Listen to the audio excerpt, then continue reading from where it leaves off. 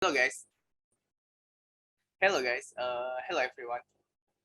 Now in this session I wanna present my presentation about New Zealand. But in this session I not presentation I not present New Zealand as a country, but I wanna present New Zealand. Uh, but I wanna present culture in New Zealand. Actually not culture, but habit people habit life people habit in New Zealand. I mean something like that. The first, no, I wanna tell you, no, I won't tell you, but I wanna introduce myself. My name Muhammad Rizal baasith, and then you must follow me to see my presentation on the next slide. Let's go. Slide 2 is a comparison infographic. I have 6 aspects for this topic. Aspect 1, power distance. Aspect 2, individualism. Masculinity, uncertainty avoidance, long-term orientation, and the last is indulgence. The next slide is power distance.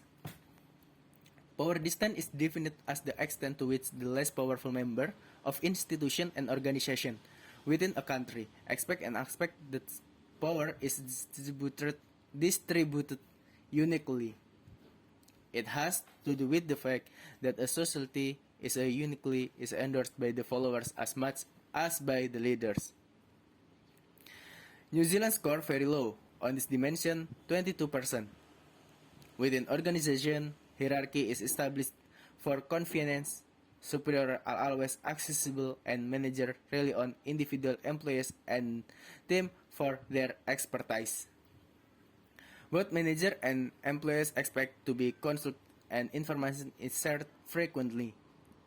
At the same time, communication is informal, direct, and participative. Okay, in the next slide, individualism. The fundamental issue addressed by this dimension is the degree of interdependence a society maintains among its members. New Zealand, with a score of 79 on this dimension, is an individualist culture. This translates into a loosely knit society in which the expectation is that people look after themselves and their immediate families. Hiring and promotion decisions are based on merit or evidence of what one has done or can do. The point 3, masculinity. A high score masculine. On this dimension, indicate that the society will be driven by competition, assessment, and success, with success being defined by the winner or best in the field. New Zealand score 78 on this dimension and is considered a masculine society. Behavior in school, work, and play are based on the shared value that people should strive to be the best that they can be, and that the winner take all.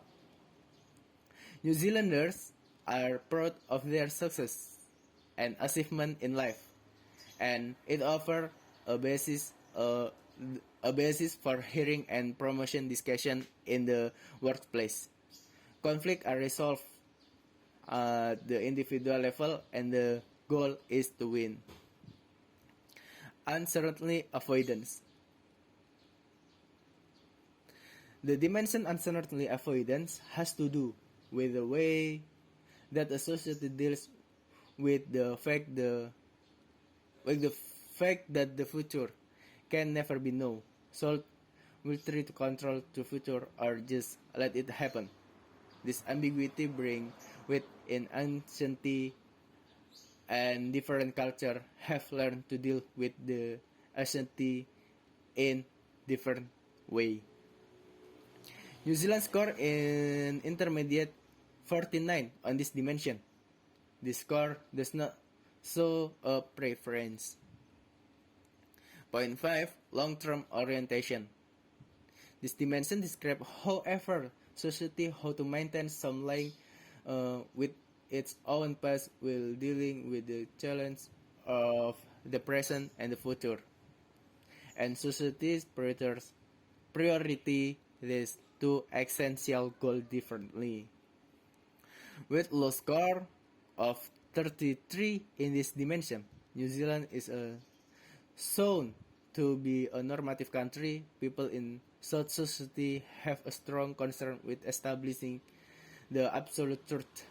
They are normative in their thinking, their acts habit, great respect for traditions, a relatively small propensity to have for the future, and a focus on achieving quick results.